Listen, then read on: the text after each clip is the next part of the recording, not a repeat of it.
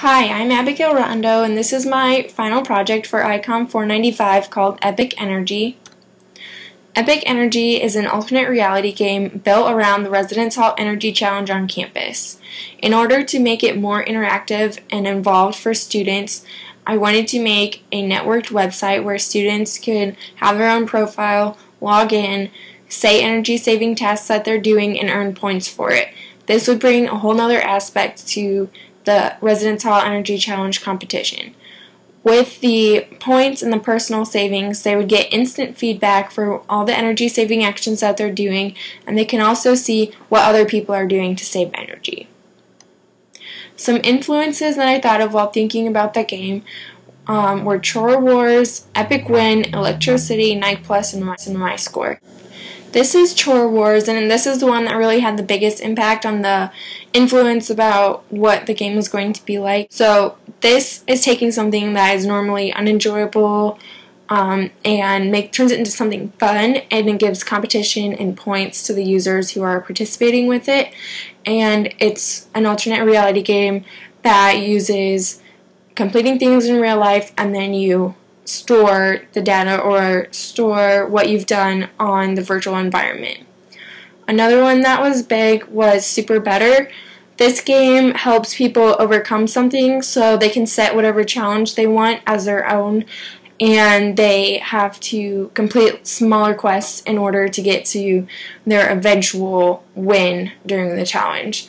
And these two different alternate reality games really were the biggest influence on what my project was going to look like. Design alternatives that I worked on were different from the actual alternate reality theme. They were more about people adding their own content to a website, and one of them that I have here, Sustainable Living, is more of a wiki or compilation of different tips that people have about what they can do to live a more sustainable life. And the user can submit their own post here. All of the design alternatives had less of an incentive for the users to come back to them. Once they posted their information that they had, they pretty much did not need to keep coming back to the website unless they wanted to gain more information. But it wasn't as interactive as it could have been, and that's why I really liked the alternate reality game with people having their own profile, because then it's something they can own, they can keep updating it themselves, and they can maintain it. And also, these other design alternatives I don't think would have had as wide of an audience, because if they're looking for information already on something, they can come to this website, but with the game, you're actually participating in something and you're earning points and it's competitive. So I think that it opened it up to a wider audience, and that could be important for getting more people to participate. And I think it worked out better for the actual theme of the game. This is my last prototype sketch that I did before I built the actual website. Some things changed from the prototype to the website.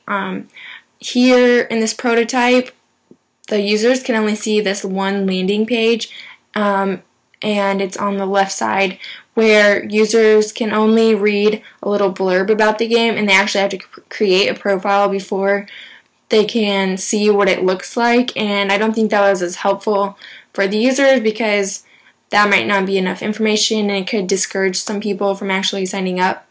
They might not feel like they want to spend the time on that and would just leave it. Also over here, this is what a personal profile would look like for a user, and I had the plugin showing up on the person's profile page where it actually doesn't do that, and the actual page is changed when I created the website. So this was just kind of a sketched out overview of what the website would look like before I actually built it. These are a couple screenshots of the high fidelity prototype that I had first before the final project, and really the actual layout or the navigation of the website did not change, just the text that described what users were supposed to do was what changed the most. In the text, and you'll see in the user evaluations later, users weren't quite sure exactly what they were supposed to do with the game. The text was a little confusing. In the evaluation, there were a lot of positives from the users. The users did not have trouble creating their profile. They had comments that said that they liked the layout. They said it was professional looking. Basically all of the users knew what they were supposed to post in their status updates. The only problems that I had with people creating a profile were that 2 people were actually unable to register because I think that it seems like they got a bad link to click on, and I had 8 other people that were successful registering a profile, and I watched 5 people register a profile, and none of them had any problems and nothing weird happened. And I made 2 separate profiles myself just to test it, so I'm not really sure what happened for those users. It's still kind of a mystery, but the large majority of everyone did not have difficulty creating their profile. And users were able to find everything that they were asked in the question. There were a couple things that users were not able to do. Some of the users were upset that there wasn't as much content on the website, so I went back and I added more photos.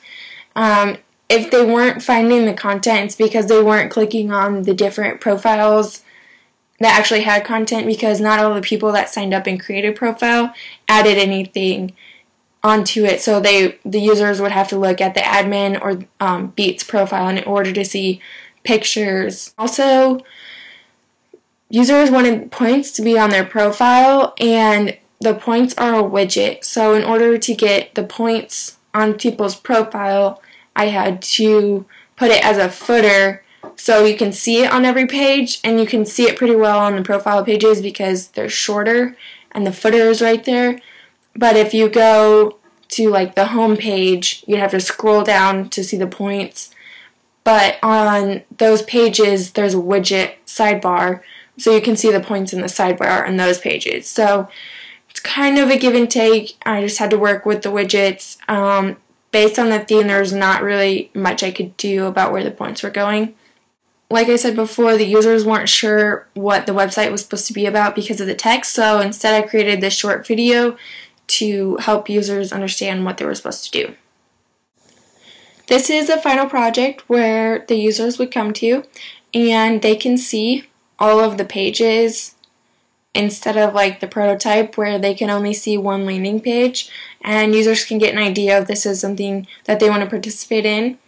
The about the game is succinctly in this short video, and then users can also read a little bit to see what they're supposed to do, and there's a breakdown of the pages so users can understand what pages contain this information in case they're looking for something specific. And the About the Game also has a breakdown of the pages, but it's a little more in depth about exactly what they're supposed to do on the profile page. Description tells them exactly what they can do on their profile and everything that they can see. So over here, you can see your points on the sidebar, and then I added the top users so that players can see how many points they need to earn in order to get up into the top ranks. The activity page is a stream of everything that's been happening on the network. The groups page has a group for every person on campus to join. There's all of the residence halls, and there's also the off-campus group, so people can be a part of that as well. And the groups really just let users talk about something. If they're in a certain hall, they could say something like, hey, I'm watching this video on this floor in this hall, so if anyone wants to come, then you would be sharing a TV, and everyone could get points for saying that they shared a TV to watch a movie. The resources page is a static page, and it just has information for users about things that they can do to save energy. And there's a video here that has the same information as a virtual green room document. We'll log in and see what it looks like for the user to log in.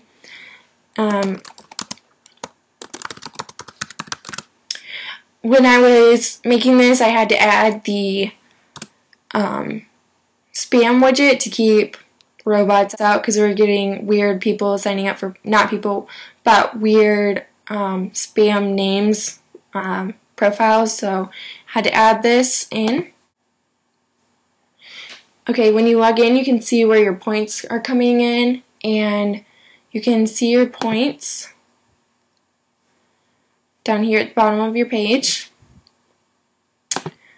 So this is what your profile looks like, and your wall has everything that you've been posting and what other people say to you. So there's all your information there. You can message people, you can look at all your friends and go to their profile. You can add your own photos.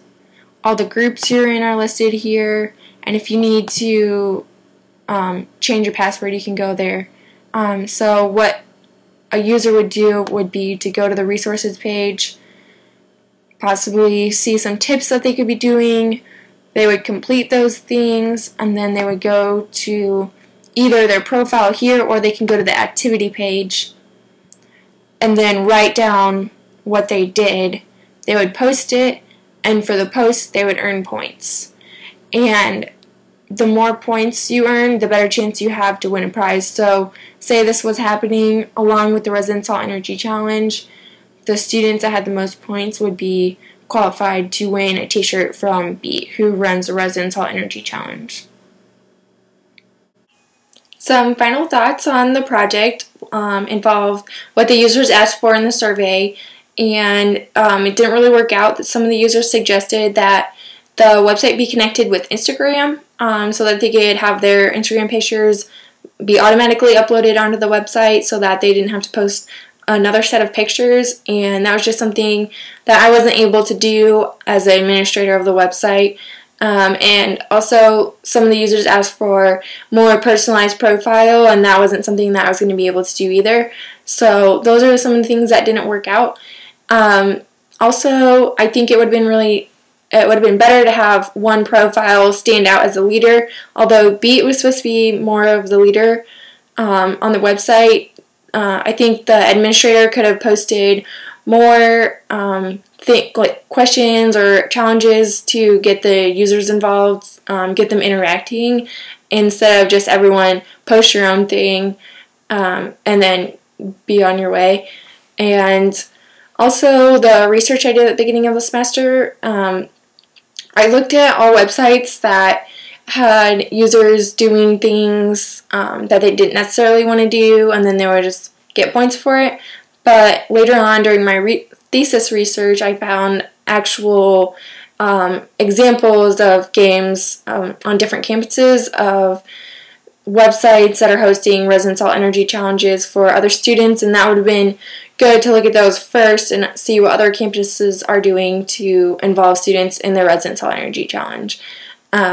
And also, I think it's really helpful to continually look back at your first goal, and I didn't really do that as much. I kind of morphed my project in my own thing while I was working on it, and I didn't continually look back at my first project description to see what I was really trying to do, and it's helpful to go back and look at things.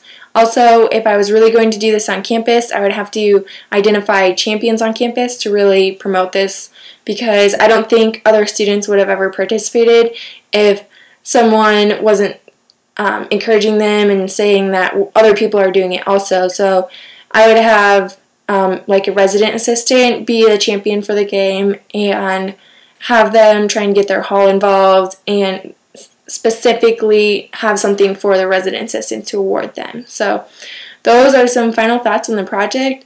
Thank you for watching my final ICOM 495 presentation.